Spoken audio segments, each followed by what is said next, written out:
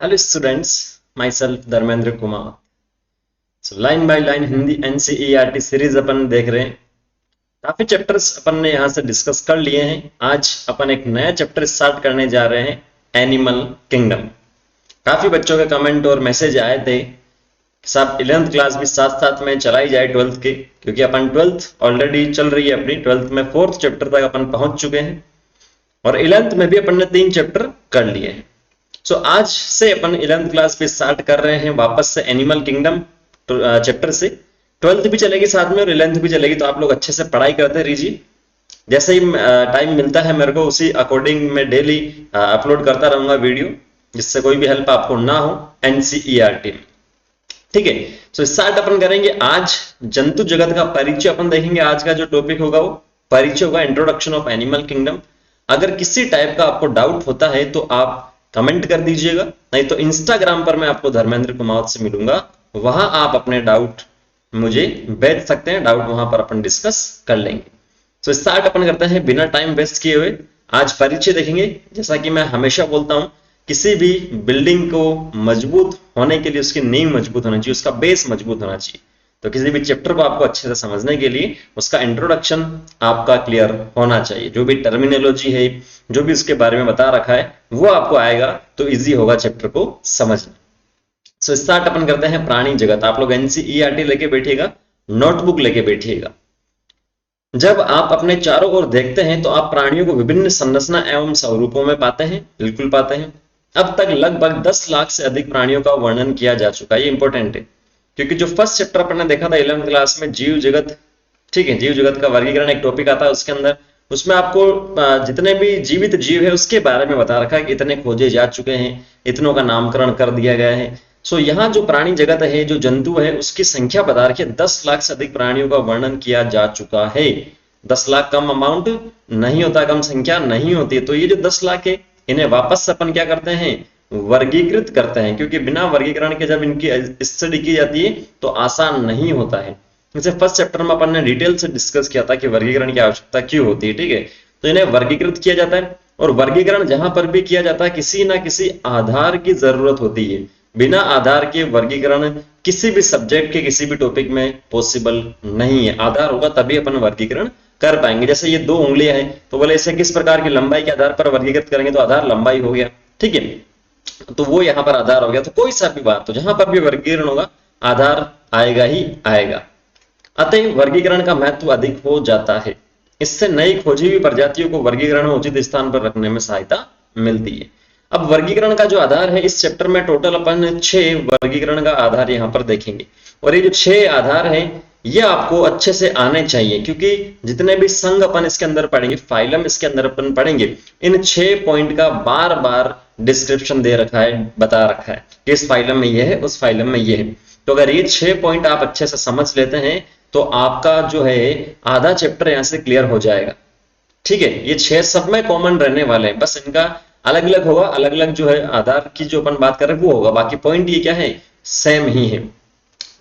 तो अच्छे से आप देखिएगा। प्राणियों की संरचना एवं आकार में भिन्नता होते हुए भी उनकी कोशिका व्यवस्था, शारीरिक सम्मिति, प्रगुआ की प्रकृति, पाचन तंत्र, परिसंचरण तंत्र, जनन तंत्र की रचना में कुछ आधारभूत समानताएं पाई जाती है। तो जो है भिन्नता इसने लिखी है और समानताएं लिखी है, मतलब जो प्राणी हैं वो अपने से समान भी होते हैं, एक दूसरे से कुछ समानताएं भी दर्शाते हैं, और एक दूसरे से कुछ असमानताएं भी दर्शाते हैं। ठीक है, फिर भी यहां पर अपन वर्गीकरण कर रहे हैं। इन विशेषताओं को वर्गीकरण के आधार के रूप में प्रयुक्त किया गया है। ठीक है, समानता और असमानता को, इनमें से कुछ का वर्णन यहां किया गया। तो सबसे पहला जो आधार है वो कौन सा है, संगठन के स्तर। कौन सा है, संगठन का स्तर। इसको मैं आपको बता देता हूं। 3 प्रकार के संगठन के स्तर की अपन यहां से बात करेंगे। पहला है कोशिकीय, सॉरी 4 प्रकार की अपन बात करेंगे। पहला आएगा अपने पास कोशिकीय। किसी भी जीव में जो कोशिका होती है वो अपना कार्य करती है, तो वो हो गया कोशिकीय, सेल्यूलर जिसे बोलते हैं।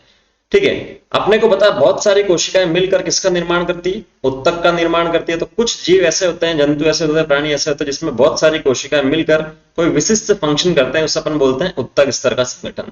फिर बहुत सारे उत्तक अगर मिलते हैं तो वो क्या बनाते हैं, वो बनाते हैं अंग। ठीक है। तो जैसे सपोज कर लो ये उत्तक एक प्रकार का था, ये दूसरे प्रकार का उत्तक था और ये तीसरे प्रकार का उत्तक था, तो ये क्या बना रहे, अंग बना रहे, तो कोई विशिष्ट फंक्शन करेंगे। और सबसे लास्ट में आता है अंग तंत्र, जिसमें बहुत सारे अंग मिलेंगे तो सबसे लास्ट में क्या बन जाएगा, अंग तंत्र अपने पास बन जाएगा, वो एक विशिष्ट कार्य करेंगे। अब समझिए, कोशिका की अपन बात करें, मैं मानव से समझाता हूं, ठीक है। जैसे ओरल कैविटी, मुख गुहा, इसमें कुछ विशिष्ट कोशिकाएं होती है जो लार का निर्माण करती है, तो वो केवल लार का ही निर्माण करेगी, ठीक है। कुछ कोशिका का ग्रुप होता है जिसे उत्तक अपन बोल रहे हैं, जैसे म्यूकोजा एसोसिएटेड लिम्फोइड टिश्यू, इस टर्म को अपन देखेंगे आगे, ठीक है, पाचन तंत्र वगैरह में से अपन देखते हैं। तो म्यूकोजा एसोसिएटेड लिम्फोइड टिश्यू जो है, टिश्यू यहाँ पर आ रहा है म्यूकोजा से जुड़ा हुआ, तो वो उत्तक बना रहा है, ये भी आहार नाल में होता है। फिर उत्तक बहुत सारे मिलकर अंग बनाते हैं। जैसे अंग की अपन बात करें, अंग से अंग तंत्र बन रहा है। जैसे अंग की अपन बात करें, जैसे मैं बोलूं कि मुख है मेरा, तो मुख में दांत है या जीवा है, ये एक प्रकार के अंग है। उसके बाद में ग्रसिका, उसके बाद में ग्रसिका, ग्रसनी, आमाशय वगैरह जितने भी है, ये सारे क्या है, अंग है। और ये मिल करके क्या बना रहे हैं, अंग तंत्र बना रहे हैं, जिसे अपन क्या बोलते हैं, पाचन तंत्र। तो जो मुख गुहा में मेरा दांत था उसका अलग फंक्शन है, जीभ जो था उसका अलग फंक्शन है, आमाशय का अलग फंक्शन है, और ये सारे मिलते हैं तो अंग तंत्र बना रहे हैं, जिसे अपन ने बोला है पाचन तंत्र। तो अलग अलग जीवों में अलग अलग प्रकार के सिस्टम देखने को मिलते हैं, यही अपने पास क्या है, संगठन के स्तर है।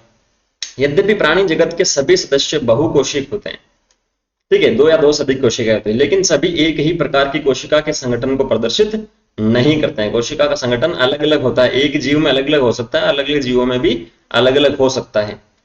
उदाहरण के लिए स्पंज में कोशिका बिखरे हुए समूह में होती है। जैसे स्पंज की अपन बात करें, एक कोशिका, दूसरी कोशिका, तीसरी कोशिका, यहाँ इस प्रकार से, और अर्थात वे कोशिकीय स्तर का संगठन दर्शाती है। कोशिकाओं के बीच श्रम का कुछ विभाजन होता है, ठीक है। जैसे ये कोशिका जो है पाचन का काम कर लेगी, ये श्वसन का काम कर लेगी, ये सर्कुलेशन का काम कर लेगी, परिसंचरण का काम कर लेगी, तो इनमें श्रम का कुछ विभाजन है। सिलेंट्रेट कोशिकाओं की व्यवस्था अधिक होती है। सिलेंट्रेट में, सिलेंट्रेट क्या है, ये आपको अभी नहीं आएगा, ये एक प्रकार का संघ है, फाइलम है, आगे क्लासिफिकेशन अपन देखेंगे तो उसमें आपको समझ में आएगा, ठीक है। तो उसमें कोशिकाओं की व्यवस्था अधिक होती है, उसमें कोशिकाएं अपना कार्य संगठित होकर उत्तक के रूप में करते हैं। तो सिलेंट्रेट में एक कोशिका, दूसरी कोशिका, तीसरी कोशिका, ऐसी बहुत सारी अगर कोशिका है तो ये एक दूसरे के साथ में मिलकर कार्य करेगी, और उसे अपन बोलते हैं उत्तक। जो स्ट्रक्चर बन रही है उसे अपन क्या बोल रहे हैं, उत्तक, यहां से बोल रहे हैं, इसीलिए इसे उत्तक स्तर का संगठन कहा जाता है। इससे उच्च स्तर का संगठन जो प्लेटे एल्बेंथीज के सदस्य तथा उच्च संघों में पाया जाता है, जिसमें उत्तक संगठित होकर अंग का निर्माण करते हैं। तो ये आपको सिंपल सा ध्यान में रखना, सेल होती है, सेल में डिवीजन होता है तो टिश्यू बनता है, उत्तक बनता है, उत्तक वापस आगे चलकर क्या बनाता है, ऑर्गन बनाता है, और ऑर्गन मिलकर ऑर्गन सिस्टम बनाता है। तो ये अपने पास क्या सिंपल से लेवल ऑफ ऑर्गेनाइजेशन है, संगठन के स्तर है। तो अंग बना लिए इसने, उत्तक बहुत सारे मिलकर अंग का निर्माण करता है, और प्रत्येक अंग एक विशेष कार्य करता है। प्राणी में जैसे एनेलिड, ऑर्थ्रोपोडा, मोलस्क, एकाइनोडर्मेट्स तथा रज्जुकी के अंग मिलकर तंत्र के रूप में शारीरिक कार्य करते हैं। प्रत्येक तंत्र एक विशिष्ट कार्य करता है। जैसे मैंने बताया अभी, पाचन तंत्र पाचन का काम करेगा, भोजन का, श्वसन तंत्र सांस लेने में। तो ये केवल एक एग्जाम्पल है, ऐसा नहीं कि सब में ऐसा ही मिल रहा है, ठीक है। इस तरह की संरचना अंग तंत्र के स्तर का संगठन कहलाता है। अंग तंत्र बन गए, जैसे पाचन तंत्र, पाचन के अंग मिलकर पाचन तंत्र बना रहे। विभिन्न प्राणी समूह में अंग तंत्र विभिन्न प्रकार की जटिलताएं प्रदर्शित करते हैं, बिल्कुल करते हैं। आमाशय की अलग स्ट्रक्चर है, ग्रसिका की अलग स्ट्रक्चर है, तो उसी प्रकार से अलग प्राणी समूह में अंग तंत्र अलग अलग जो है जटिलताएं प्रदर्शित करते हैं। उदाहरण के लिए पाचन भी अपूर्ण और पूर्ण होता है, तो इसे समझ लेते हैं। पाचन जो है दो प्रकार से होता है, इसने बोला है, एक तो पूर्ण और दूसरा अपूर्ण। पूर्ण के अंदर क्या होता है, जैसे सपोज कर लो ये कोई भी जीव है, तो पूर्ण में क्या होगा, एक ऐसा द्वार होगा जहां से भोजन प्रवेश करेगा, जबकि दूसरा एक ऐसा द्वार होगा जहां से क्या होगा, जो वेस्ट है, अपशिष्ट है, वो यहां से बाहर निकलेगा। तो इसे अपन बोलते हैं पूर्ण। और इसके एग्जांपल मानव की अपन बात करें, मानव में मुंह से अपन खाना खाते हैं, ठीक है, और जबकि जो गुदा वगैरह है, एनस वगैरह जो लोअर पार्ट है, वहां से अपन क्या कर देते हैं, वेस्ट को बाहर निकाल देते हैं, तो वो पूर्ण है। अपूर्ण की अपन बात करें, कुछ ऐसे जीव भी होते हैं जिसमें क्या होता है, एक ही द्वार होता है जहां से खाना प्रवेश करता है, और उसी से क्या होता है, जो वेस्ट है वो यहां से बाहर निकलता है। तो ये दो प्रकार के क्या है, पाचन है। तो अपूर्ण पाचन तंत्र में एक ही बाह्य द्वार होता है जो मुख और गुदा दोनों का कार्य करता है, जैसे प्लेटा एल्बेंथिस, एग्जांपल ध्यान में रखना है भाई लोग, प्लेटा एल्बेंथिस। जबकि पूर्ण पाचन तंत्र में दो बाह्य द्वार होते हैं, मुख तथा गुदा, ठीक है। अब इसी प्रकार से जो परिसंचरण तंत्र की अपन जो बात कर रहे हैं, वो भी कितने प्रकार के होते हैं, दो प्रकार के होते हैं परिसंचरण तंत्र। एक में परिसंचरण की जो अपन बात करें, एक में खुले प्रकार का होता है जिसे ओपन सर्कुलेटरी सिस्टम बोलते हैं, दूसरे में बंद प्रकार का परिसंचरण तंत्र होता है। तो खुले में क्या होता है, जैसे परिसंचरण तंत्र बोला तो आपके दिमाग में एक शब्द आना चाहिए, हृदय या हार्ट जिसे अपन बोलते हैं। जो हार्ट का मेन फंक्शन क्या है, ब्लड को पंप करता है, ठीक है, पंप करता है ब्लड को, डिफरेंट डिफरेंट जो ऑर्गन से जो सेल है वहां तक उसको ब्लड को पहुंचाता है। तो खुले में क्या होता है कि जो हार्ट है वो ब्लड को पंप करेगा, लेकिन उसके अंदर क्या होती है, या तो अल्प विकसित जो वाहिकाएं हैं वो होगी, जैसे धमनी शिरा की जो अपन बात करते हैं बहुत कम विकसित होती है, या होती ही नहीं है, या तो होती ही नहीं है या बहुत कम होती है। तो वो क्या करते हैं, जो सीधा उत्तक है या जो टिश्यू है उसी पर सीधा ब्लड चला जाएगा, मतलब उत्तक और जो सेल वगैरह वो रक्त के अंदर डूबे रहते हैं। जबकि बंद की अपन बात करें तो हृदय जो होता है वो अपने रक्त को, जो वाहिकाएं हैं जैसे शिरा हुई, धमनी हुई, ठीक है, उसके अंदर यहाँ से क्या करेगा, वो पंप करेगा ब्लड को। तो वाहिकाओं से होते हुए उत्तक कोशिकाओं तक जाएगा और वापस वाहिकाओं से होता हुआ आएगा। तो ये एक प्रकार का क्या हो गया है, बंद परिसंचरण तंत्र हो गया है। ठीक है, तो दो प्रकार के यहाँ पर है, एक खुला परिसंचरण तंत्र में रक्त का बहाव हृदय से सीधे बाहर भेजा जाता है तथा कोशिका एवं उत्तक उसमें डूबे रहते हैं। जबकि बंद परिसंचरण तंत्र में रक्त का संचार हृदय से भिन्न भिन्न व्यास की वाहिकाओं के द्वारा होता है, धमनी शिरा और कोशिकाएं। ठीक है, तो ये क्लियर होगा। यहां से पहला जो आधार था वो क्लियर है। दूसरा आता है सममिति। ठीक है, सममिति, सम का मतलब समान, मिति का मतलब जो शेप वगैरह की अपन बात करते हैं, बॉडी की स्ट्रक्चर की जो अपन बात करते हैं, तो क्या वो समान है या असमान है, उसकी अपन यहां से बात करते हैं। तो प्राणी को सममिति के आधार पर भी श्रेणीबद्ध किया जा सकता है। तीन प्रकार की कैटेगरी की अपन बात करते हैं यहाँ पर, पहले समझ लो उसके बाद देखेंगे। सबसे पहला आता है असममिति। ए का मतलब बराबर जो नहीं है, सम का मतलब समान, मिति का मतलब स्ट्रक्चर। ऐसा जीव जिसके अंदर समान स्ट्रक्चर नहीं मिलती, अगर उसे दो पार्ट में डिवाइड करें तो दो पार्ट में डिवाइड नहीं होता। जैसे ये एक स्ट्रक्चर है, अगर इसके मैं केंद्रीय अक्ष से कोई भी लाइन रेखा पास करूं तो ये दो बराबर भाग में या किसी भी बराबर भाग में डिवाइड नहीं होते हैं, ये केंद्रीय अक्ष से, तो उसे अपन बोलते हैं असममिति। दूसरा अपने पास आता है अरीय सममिति। अरीय सममिति के अंदर क्या होता है कि यहाँ जो केंद्रीय है, केंद्रीय अक्ष, कोई सी भी केंद्रीय अक्ष, चाहे ये हो चाहे ये हो चाहे ये हो, किसी भी केंद्रीय अक्ष से अगर अपन पास करें तो दो बराबर पार्ट में डिवाइड हो जाएगा, उसे अपन बोलते हैं अरीय, या इंग्लिश में बोलते हैं रेडियल सिमेट्री। और तीसरा अपने पास आता है द्विपार्श्व। ठीक है, द्विपार्श्व मतलब दो पार्ट ही अपने को मिलेंगे। जैसे ये ए लिखा है तो इसकी केवल एक ही एक्सिस होगी, यहां से अगर मैं पास करूं लाइन को तो मुझे ए जो है यहां से दो पार्ट में डिवाइड हो जाएगा, कुछ इस प्रकार से, एक ये और दूसरा ये। इसके अलावा अगर मैं इसे यहां से पास करूं तो भी नहीं मिलेगा, यहां से भी नहीं मिलेगा। तो इसे अपन बोलते हैं क्या, द्विपार्श्व सममिति। ठीक है, तो प्राणी को सममिति के आधार पर भी श्रेणीबद्ध किया जा सकता है। स्पंज मुख्यतः असममिति होते हैं, एग्जाम्पल ध्यान में रखना है।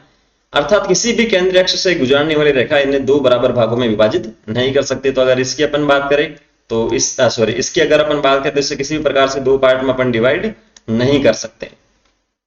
जब किसी भी केंद्रीय अक्ष से गुजरने वाली रेखा प्राणी के शरीर को दो समरूप भागों में विभाजित कर देते हैं तो इसे अरीय सममिति कहते हैं। ठीक है, ये जो लिखा है ना, किसी भी केंद्रीय अक्ष, ये यहाँ पर इंपॉर्टेंट है, केंद्रीय अक्ष कोई सी भी हो सकती है, इसे अपन बोलते हैं अरीय सममिति। जैसे इसमें बात की अपन ने ये, ठीक है, यहां से यहां से यहां से कहीं से भी कर लो। सिलेंट्रेट, टीनोफोरा और इकाइनोडर्मेटा में इसी प्रकार की सममिति मिलती है। एग्जांपल ध्यान में रखना, 4.1a। तो इसके हिसाब से अरीय सममिति नहीं है। डायग्राम को अगर हम देखें तो ये दिखता नहीं है, लेकिन फिर भी इसने बता रखा है। ठीक है, नेक्स्ट अपन जो बात करते हैं द्विपार्श्व का एग्जांपल यही देख लो आप, जो चित्र है इसका, जो ये वाला पार्ट राइट और लेफ्ट दोनों क्या है, बराबर ही यहाँ पर अपने को दिख रहा है। किंतु एनालिड, ऑर्थ्रोपोडा आदि में एक ही अक्ष से गुजरने वाली रेखा शरीर को, यहां लिखो एक ही अक्ष लिखा, वहां पर लिखा किसी भी केंद्रीय अक्ष से दाएं व बाएं भाग में विभाजित कर देता है। इसे द्विपार्श्व सममिति अपन बोलते हैं। मनुष्य भी द्विपार्श्व का है क्योंकि राइट और लेफ्ट बराबर ही होते हैं, सेम इसके जैसे। ठीक है, तो ये सिंपल सा सममिति भी क्लियर होता है। नेक्स्ट आता है द्विकोरिक तथा त्रिकोरिक संगठन। नेक्स्ट जो आधार है वर्गीकरण का वो है द्विकोरिक और त्रिकोरिक संगठन। देखिए, जिन प्राणियों में कोशिकाएं दो भ्रूणीय स्तरों में, क्या होता है कि अपन ने रिप्रोडक्शन जो 12th क्लास में पढ़ा था, तो एन और एन जब एक दूसरे के साथ में युग्मकों का संलयन होता है तो युग्मनज बनता है और वो आगे चलकर भ्रूण बनाता है। ठीक है, तो भ्रूण में अपन ने बात की थी कि पहले 1 से 2, 2 से 4, 4 से 8, इस प्रकार से कोशिका विभाजन होता रहेगा और कोशिका बनती रहेगी। तो वो जो कोशिकाएं होती है वो अलग अलग प्रकार से व्यवस्थित हो जाती है। कुछ जो है पाचन तंत्र का निर्माण करती है, कुछ श्वसन तंत्र का, कुछ अलग अलग प्रकार का निर्माण यहाँ से करती रहती है। ठीक है, तो ये जो कोशिकाएं हैं, इनकी जो अरेंजमेंट होता है, इनका जो व्यवस्था होती है, उसी के आधार पर यहाँ जो शब्द है वो यहाँ से यूज में लिए गए। दो भ्रूणीय स्तर, मतलब भ्रूण में दो स्तर है, या तो बाह्य एक्टोडम, बाह्य त्वचा जिसे अपन बोलते हैं, और आंतरिक एंडोडम। ठीक है, एक ये हो गया बाहर वाला, दूसरा ये हो गया। तो ये कोशिकाओं का समूह है एक प्रकार से। ठीक है, तो ये बाह्य एक्टोडम और अंदर वाला एंडोडम, वे द्विकोरिक कहलाते हैं। जैसे सिलेंड्रेट 4.2a, तो इस 4.2a में देखो आप, ठीक है, द्विकोरिक लिखा, तो ये अपने पास बाह्य हो गया, बाह्य त्वचा इसने लिखा है यहाँ पर। ये अंतःत्वचा हो गया, और बीच में यहाँ पर कुछ भी नहीं है, इसने केवल मेसोगिलिया इसे बोला है, बीच में इसमें कोई भी कोशिकाएं नहीं है। ठीक है, तो ये द्विकोरिक है, द्वि का मतलब दो, डिप्लोब्लास्टिक बोलते हैं इंग्लिश में। नेक्स्ट, वह प्राणी जिनके विकसित भ्रूण में तृतीय भ्रूणीय स्तर मीजोडम, मीजो का मतलब मध्य त्वचा आ जाती है, किसके बीच में, बाह्य त्वचा और अंत्य त्वचा के बीच में मीजोडम आ जाती है, उसे अपन बोलते हैं त्रिकोरकी। ठीक है, जैसे प्लेटेलमेंथिस से रज्जु के चित्र 4.2b। क्लियर हो गया यहाँ तक द्विकोरकी और त्रिकोरकी संरचना भी। नेक्स्ट चौथा जो आता है वो है प्रगुहा या सिलोम जिसे अपन बोलते हैं, केविटी, गुहा जिसे बोलते हैं, स्पेस की अपन बात करते हैं। इसके अंदर शरीर भित्ति और आहार नाल के बीच में गुहा की उपस्थिति अथवा अनुपस्थिति वर्गीकरण का महत्वपूर्ण आधार है। जैसे सपोज कर लो ये कोई भी जीव है, यहाँ से मनुष्य है, इसकी ये शरीर की भित्ति है इस प्रकार से। ठीक है, ये शरीर भित्ति है ये वाली, और उसने क्या बोला है, शरीर भित्ति और आहार नाल, और आहार नाल मेरी है जिसमें ग्रसिका, आमाशय, छोटियां बड़ियां ज्यादा है। तो इसके बीच में अगर कोई केविटी होती है, गुहा होती है, तब तो उससे अपन बोलते हैं क्या, सॉरी देहगुही, इसके अंदर अपन उसे बोलते हैं प्रगुही प्राणी से अपन बोलते हैं। और नहीं होती तो अलग केस इसके अंदर आता है जो इस थ्योरी में लिखा है। तो जैसे सपोज करो ये शरीर भित्ति है और ये अपने पास आहार नाल है, के बीच की गुहा की उपस्थिति अथवा अनुपस्थिति वर्गीकरण का महत्वपूर्ण आधार है। मीजोडम मध्य त्वचा से आच्छादित शरीर को देह गुहा कहते हैं। ठीक है, जिसके अंदर मीजोडम मिल रही है वो आपके पास देह गुहा या प्रगुहा होगा। कैसे बोले साथ, कैसे होगा, तो जो मीजोडम यहाँ पर बन रही है उसका कुछ पोर्शन तो आपके पास जो बाह्य त्वचा था उसके साथ में चला जाएगा, कुछ पोर्शन जो आपके पास अंतस्थ त्वचा था उसके साथ में चला जाएगा, और ये बीच में जो स्पेस बचा है ये यहाँ पर क्या कर लेगा, एक केविटी बना लेगा। जैसे वापस से समझाता हूं, ये आपके पास बाह्य त्वचा है, ये आपके पास अंतस्थ त्वचा है, और इसके बीच में क्या होता है, मीजोडम इस प्रकार से होता है, ये मीजोडम है। तो इसमें अगर ये मीजोडम, ये बाह्य त्वचा, ये अंतस्थ त्वचा, ये मीजोडम अगर इसके बाह्य त्वचा के पास चली गई कुछ, और कुछ क्या हो गई अंतस्थ त्वचा के पास चली गई, तो ये बीच में जो केविटी बनी है यही अपने पास क्या है, प्रगुहा है। ठीक है, तथा इससे युक्त प्राणी को प्रगुही प्राणी कहते हैं। उदाहरण एनालिड, मोलस्का, आर्थ्रोपोडा, एकाइनोडर्मेट, हेमिकोडेट और कोर्डेट। कुछ प्राणियों में ये गुहा मीजोडम से आच्छादित नहीं होती है, मतलब मीजोडम से आच्छादित नहीं होती है, बल्कि मध्य त्वचा, मीजोडम, बाह्य त्वचा तथा अंत्य त्वचा के बीच में बिखरी होती है, थैली के रूप में उसे अपन बोलते हैं कूटगुही। ठीक है, तो ये जो मीजोडम थी अगर यहाँ से बराबर से विभाजित नहीं होती है तो ये एक्टोडम, ये एंडोडम था, और उसके बीच में छोटे छोटे पाउच में यहाँ पर हो जाएगी, तो इससे अपन क्या बोलते हैं, कूटगुहिक बोलते हैं। ये वाला, ये कूटगुही का मतलब सही से विभाजन नहीं हुआ, जबकि पहले में प्रगुही में कहा मीजोडम थी, वो कुछ तो बाहर वाली जो बाह्य त्वचा थी उसके साथ में, और कुछ अंतस्थ त्वचा के साथ में यहाँ पर चली गई। ठीक है, जैसे एस्केलमेंथिस, जिन प्राणियों में शरीर गुहा नहीं पाई जाती उसे अगुही अपन बोलते हैं। जैसे प्लेटेलमेंथिस, मतलब मीजोडम जो थी ऐसी की ऐसी ही है, उसमें कोई विभाजन वगैरह नहीं देखने को मिल रहा है। क्लियर हुआ, ये वाला भी इंपॉर्टेंट है भाई साहब, ऐसा कोई नहीं समझाएगा आपको। खंडी भवन या सेगमेंटेशन पांचवा आधार अपने पास आता है। खंडी भवन मतलब विखंडन, या जो खंड की अपन खंडी भवन का मतलब छोटे छोटे सेगमेंट, खंड की अपन जो बात करें। ठीक है, इस प्रकार से कुछ प्राणियों में शरीर बाह्य तथा आंतरिक दोनों और श्रेणीबद्ध खंडों में विभाजित होता है। जैसे ये इस प्रकार से कुछ केचुआ वगैरह आपने देखा होगा, इस प्रकार से कुछ। ठीक है, तो बाहर की ओर भी सेगमेंट मिलते हैं और अंदर की ओर भी मिलते हैं, तो काट के देखना मत, ठीक है, पाप लगेगा नहीं तो बाह्य और आंतरिक दोनों श्रेणीबद्ध खंडों में विभाजित रहता है, जिनमें कुछ एक अंगों की क्रमिक पुनरावृत्ति है। तो इसमें कुछ अंग जो होते हैं उनकी पुनरावृत्ति भी हो सकती है, मतलब रिपीटेशन भी हो सकता है कुछ अंगों का, उस प्रक्रिया को बोलते हैं खंडी भवन। उदाहरण के लिए केचुए के शरीर का खंडी भवन होता है, और ये विखंडावस्था कहलाता है। केचुआ देखा ही होगा, जिसे किसान का मित्र कहते हैं। ठीक है, इजी है, ये तो कोई दिक्कत वाली बात नहीं है। पृष्ठ रज्जु, नोटोकॉर्ड जिसे बोलते हैं, शलाका रूपी पृष्ठ कटु या नोटोकॉर्ड मध्य त्वचा मीजोडम से उत्पन्न होती है। बहुत ज्यादा इंपॉर्टेंट है, कभी भी पूछ लेगा किससे उत्पन्न होती है पृष्ठ रज्जु। पृष्ठ का मतलब पीछे वाला जो पार्ट होता है, अधर का मतलब आगे वाला जो पार्ट होता है, तो वो होती है मीजोडम से पृष्ठ रज्जु। जो भ्रूणीय परिवर्तन के विकास के समय पृष्ठ सतह में बनती है। तो पृष्ठ का मतलब मैंने बता दिया, डोर्सल बोलते हैं इंग्लिश में, और जैसे पीछे सिंपल सा बोलते हैं। पृष्ठ रज्जु युक्त प्राणी को रज्जुकी कहते हैं, जिसके अंदर भी कोडेड नोटोकोड, सॉरी ठीक है, नोटोकोड इंग्लिश का टर्म, इसे आप ध्यान में रखिएगा। नोटोकोड अगर मिलती है तो उसे अपन बोलते हैं कोर्डेट, और जिसमें नहीं मिलती है उसे अपन बोलते हैं नॉन कोर्डेट। क्लियर है? तो यहां नोटोकोड जो है, इस नोटोकोड में आपको कोड जो शब्द लिया गया है उससे ध्यान में रखना। अगर किसी में मिलता है नोटोकोड तो उसे अपन बोलते हैं कोर्डेट, और नहीं मिलता तो उसे अपन बोलते हैं नॉन कोर्डेट। ठीक है, यही याद रखने की ट्रिक है। तथा पृष्ठ रज्जु रहित प्राणी को अरज्जुकी या नॉन कोर्डेट कहता है। तो ये अभी हिंदी में लिखा है रज्जुकी और रज्जुकी, लेकिन आने वाले जो टॉपिक्स है उसके अंदर इंग्लिश में मिलेगा आपको सीधा सीधा, तो आपको थोड़ी सी प्रैक्टिस करनी है इसकी। ठीक है, तो ये इंट्रोडक्शन वाला पोर्शन यहाँ पर क्या होता है, कंप्लीट होता है। जब नेक्स्ट सेशन में अपन मिलेंगे तो संघ यहाँ से स्टार्ट अपन करेंगे, फाइलम स्टार्ट करेंगे, दो दो तीन तीन फाइलम एक एक लेसन में अपन देख लेंगे इजीली। ठीक है, जिससे समझ में भी आ जाएगा और सिलेबस की रफ्तार भी सही साथ चलती रहे। तो कोई डाउट हो तो आप लोग बताइएगा, पूछिएगा। मिलते हैं नेक्स्ट सेशन में। Thank you, all the very best.